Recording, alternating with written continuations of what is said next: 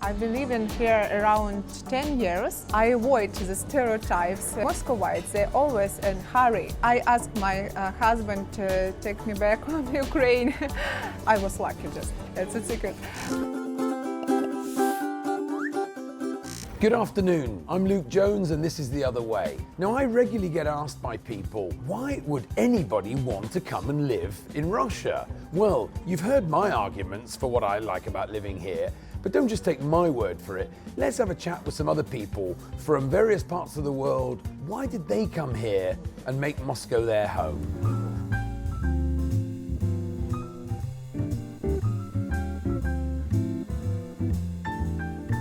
Right, so we're in this fantastic restaurant, Rybny Bazaar, and I'm very kindly joined by Marina. So Marina, tell us a little bit about yourself. Hi everyone, my name is Marina. I am from Kharkov, it's east of Ukraine. I've been living here around 10 years. So I relocated to Moscow because of my husband, because he is from Moscow, he is Muscovite. Now I work as a manager in the recruitment agency and I do recruitment for pharmaceutical companies.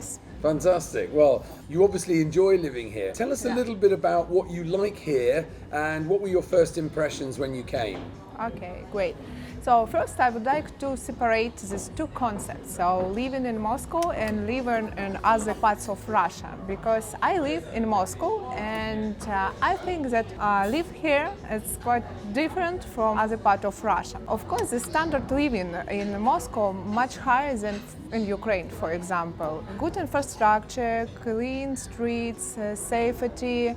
I think it's good health care, supporting pregnant and maternity leave also paid. It's also better than in Ukraine. But of course, I would like to focus on medicine, especially because I know a lot of people in Russia complain about medicine in Russian, but they never been treated in Ukraine, because unfortunately in Ukraine you have to pay for all services, for everything. For me it's some private story, because I remember my grandma in Ukraine, he had a stroke and we had to go to the hospital. We had to pay for all services in the hospital and even for medicines. And when the money ran out, they say, oh, you just can go home. And unfortunately, my grandma died after 2 days later. Yeah. So but I understood that in Russia, of course, we have a lot of problems with healthcare sector as well. For example, primary care, look, and because the distance in Russia is so long, and sometimes the nearest hospital, for example, can be situated nearest 100 kilometers away.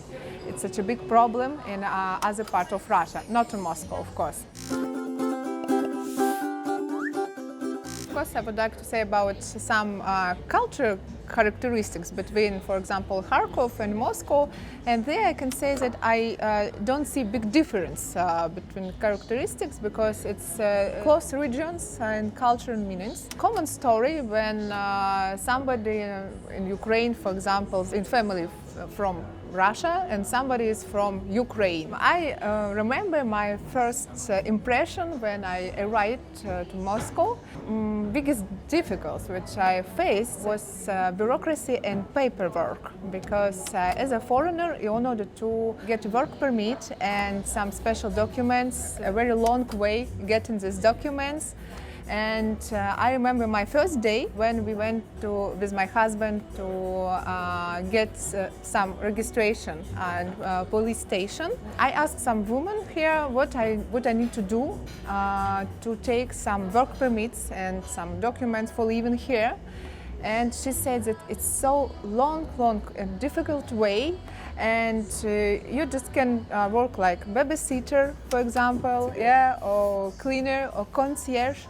It was so stressful. You mean illegally? Illegally, illegally, because I was so disappointed, because in Ukraine I worked in a multinational company with good salary, with amazing career opportunities, and so it was a big contrast. And I asked my husband to take me back on Ukraine.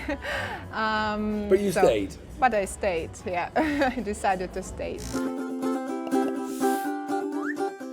Okay, thanks, Marina. Now, obviously there are some stereotypes about young girls coming to Moscow. What was your experience?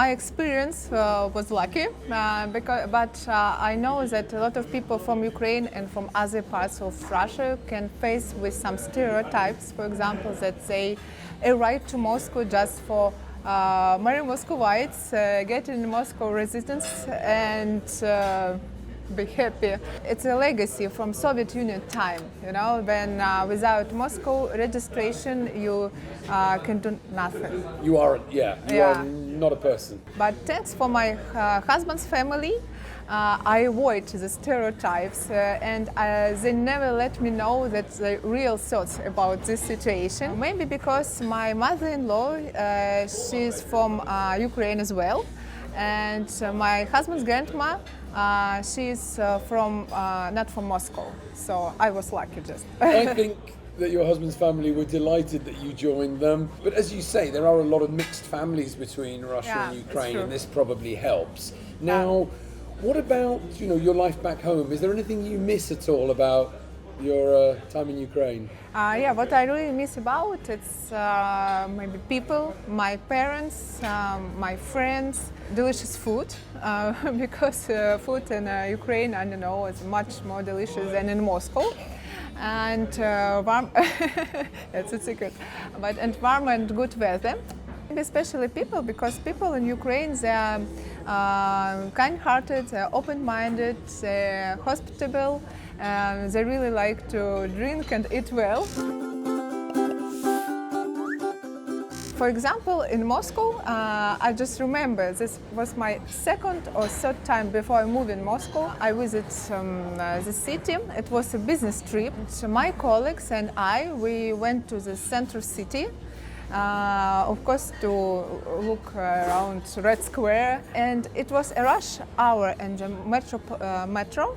A lot of people, I remember, and we got lost. And of course, we tried to ask people for help, please help. And nobody can say what we need to do. It looked like very rude and impatient, But later, I understood that Muscovites, they're always in a hurry because the distance between metro stations is quite long, and you know that.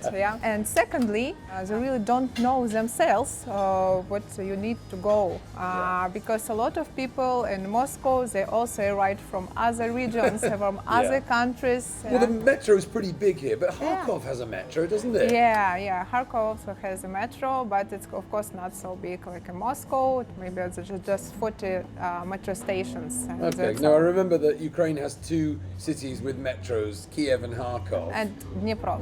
Dnipro as well? Yeah, Dnipro. I've been to Dnipro, but I took the marsharutka. I'm very fortunate to have visited Ukraine 25, 30 times, but I've actually never been to Kharkov, so you should do that. Need to get there when things open up a little bit. Okay. But no, you're right, I find that a lot of people themselves, it's not that necessarily they don't want to help you, they probably don't know, and maybe they don't want to admit it. Yeah, it's true. So in the end, I just would like to say that don't believe in stereotypes. Just travel, meet the people, and make your own conclusions. That's all. Brilliant. Marina, thank you very much. Dziękuję. Thank you. So there you have it. Marina very kindly telling us about how she came from Kharkov to live here in Moscow. And there's going to be plenty more people who are not from Moscow or even from Russia, but from all over the world who are going to tell us about why they live here. So stay with us for another edition of Luke Jones The Other Way.